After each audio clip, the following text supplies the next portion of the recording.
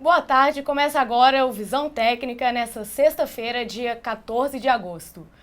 Bom, a semana para o Ibovespa aí não foi muito boa, uma segunda-feira de respiro para depois 4 dias de queda. Hoje a gente recebe no Visão Técnica o Wagner Caetano, da Cartesian. Obrigada, Wagner, pela presença. Eu que agradeço. Bom, pessoal, como a gente falou no começo, o Ibovespa teve sua segunda semana de queda. O mercado aí parece complicado, né? O Ibovespa voltando para o menor patamar de 30 de janeiro. Bom, Wagner, para a gente falar desse cenário de Ibovespa aí no vermelho, o que você tem para a gente de Ibovespa? E depois a gente vai passar também para o dólar, que acabou ficando meio de lado essa semana, né? Perfeito. Paula, primeiro é interessante a gente observar que o Ibovespa ele trabalha num canal de baixa muito claro aqui na imagem, né? A gente pode ver que desde que o Ibovespa fez um topo aqui no mês de maio, ele vem fazendo topos e fundos descendentes, que mostra uma tendência de baixa muito clara. Quando ele toca a linha superior do canal, ele cai. Quando ele toca a linha inferior, ele sobe. Então, o mercado ele veio até a média móvel exponencial de 21 períodos. E numa região de resistência no fundo anterior, aqui 51.130, ele sentiu e começou a cair. Então, essa semana ele seguiu o caminho mais natural, fundamentos deteriorados refletidos no gráfico. Então, tivemos o fechamento na mínima agora há poucos minutos, e muito próximo da linha inferior do canal, porém com a perda do fundo de março em 47.900 pontos. Então agora o próximo alvo, 46.480, podemos bater 45.850. Se houver um candle de reversão na segunda-feira sobre essa linha inferior do canal, o Ibovespa pode dar um repique, um respiro de curto prazo. Uma vez que essa linha aqui for perdida, ele busca 46.480 e depois 45.850. Com fechamento de Petro, Vale Siderúrgicas na mínima, o caminho mais provável é a baixa. Agora, é interessante que na segunda-feira a gente teve um respiro do mercado, né, depois da semana passada de queda, e o Ibovespa não parou mais de cair, né, puxado principalmente pelos bancos, como você comentou, Petro e Vale, ações de grande peso no índice, até a própria Ambev, né, recuando bastante nessa semana. Banco do Brasil também fechando na mínima, recuando muito. O que ele fez foi, ele veio nessa região de 48.620 aproximadamente aqui, que já tinha dado um repique aqui no mês de julho. O que ele fez? Quando ele tocou essa região aqui, foi uma queda muito forte na outra sexta. Na segunda ele tentou repicar nessa região de fundo, uma região de concentração de compradores, só que ele não teve forças nem para passar a média móvel exponencial de 5 períodos. Então, e é interessante citar também que ao perder esse fundo aqui na região de 48.620, nós temos um pivô de baixa. Você tem um topo, você tem um fundo e um topo aqui mais baixo que o anterior. A perda desse fundo configura um pivô de baixa, que é um padrão de queda. Então, a busca desses suportes aqui que eu citei é um caminho muito provável realmente para o nosso mercado. Então, a tendência é claramente de baixa.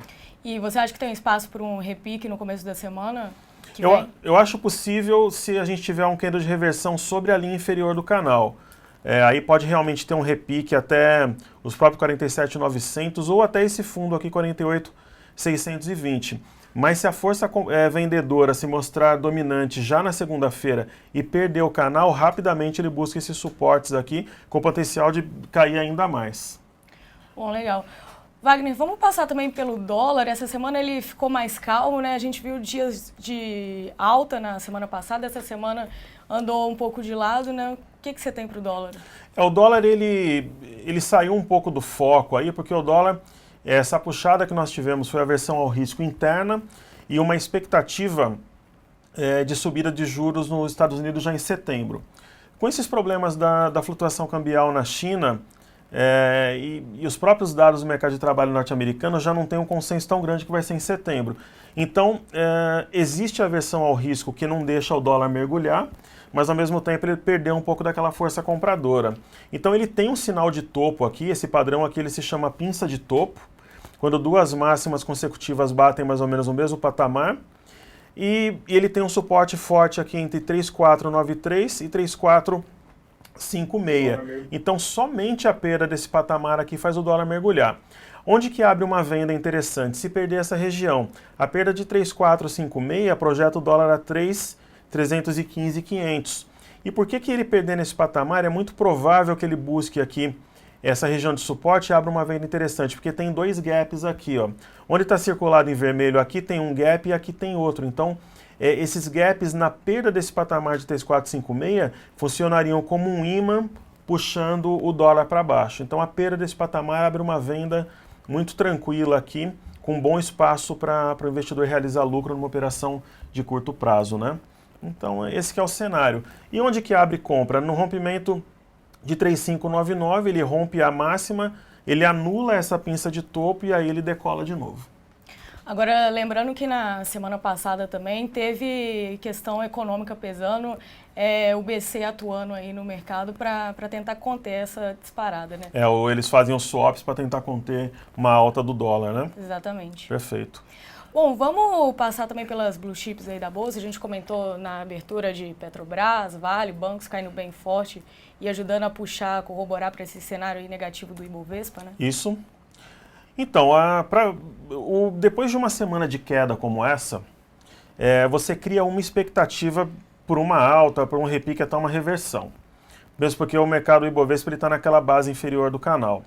Então, só que você olhando o gráfico, por exemplo, de Petrobras, nós tivemos a perda de um fundo importante na região aqui de 9,50 a 9,51. Esse padrão também forma um pivô de baixa, topo, fundo, topo, perdeu fundo, projeta aqui a região de R$8, que tem uma região de fundo muito forte, aqui de suporte muito forte aqui. Então, assim, a não ser que isso daqui tenha sido um rompimento falso, o objetivo R$8.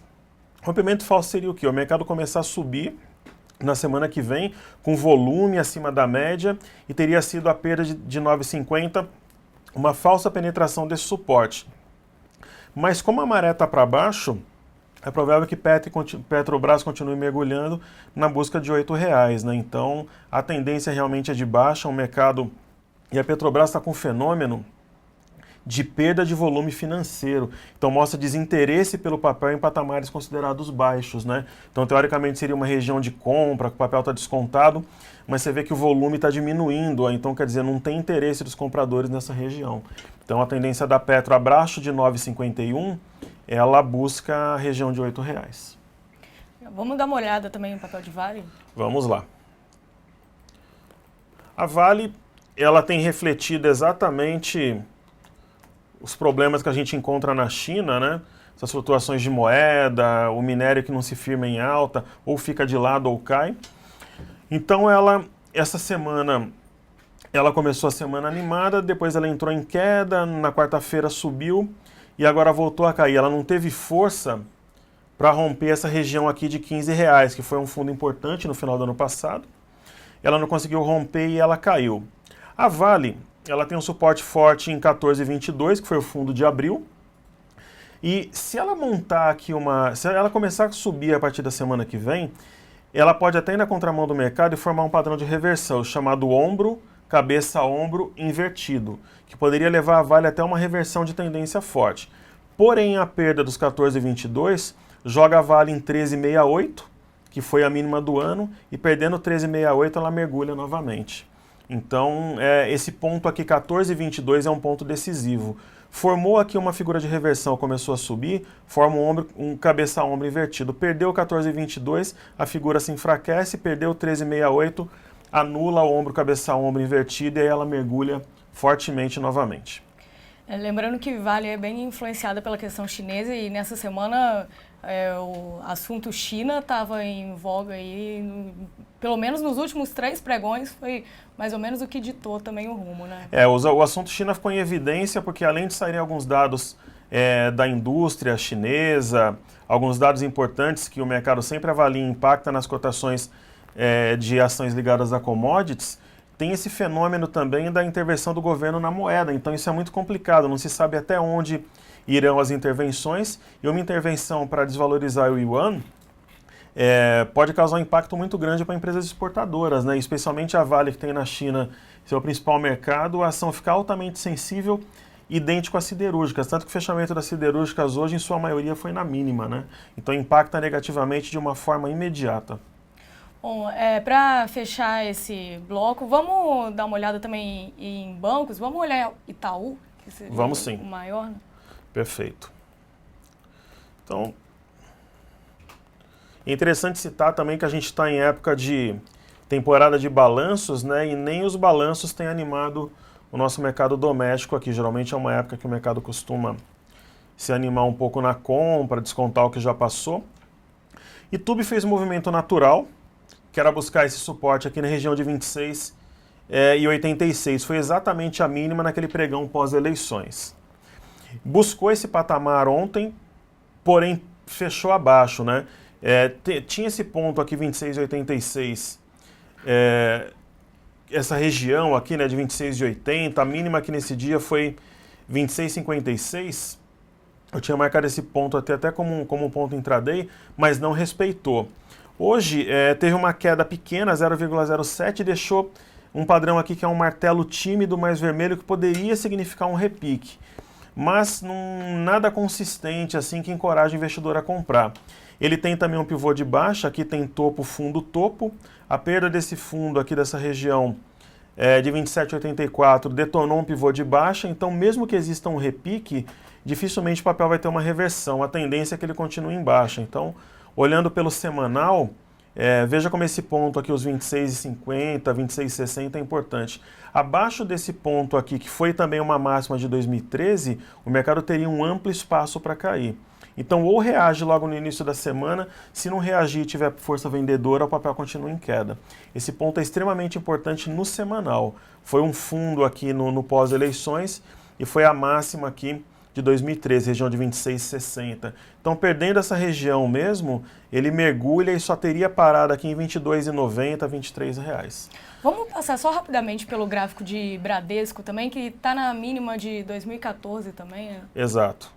Bradesco, ele segue mais ou menos o mesmo caminho, porque os drivers, eles são os mesmos, né? Houve aqui no Brasil alguns boatos, por enquanto, de um possível aumento do imposto que recai sobre os bancos e de alguns benefícios que essas entidades têm.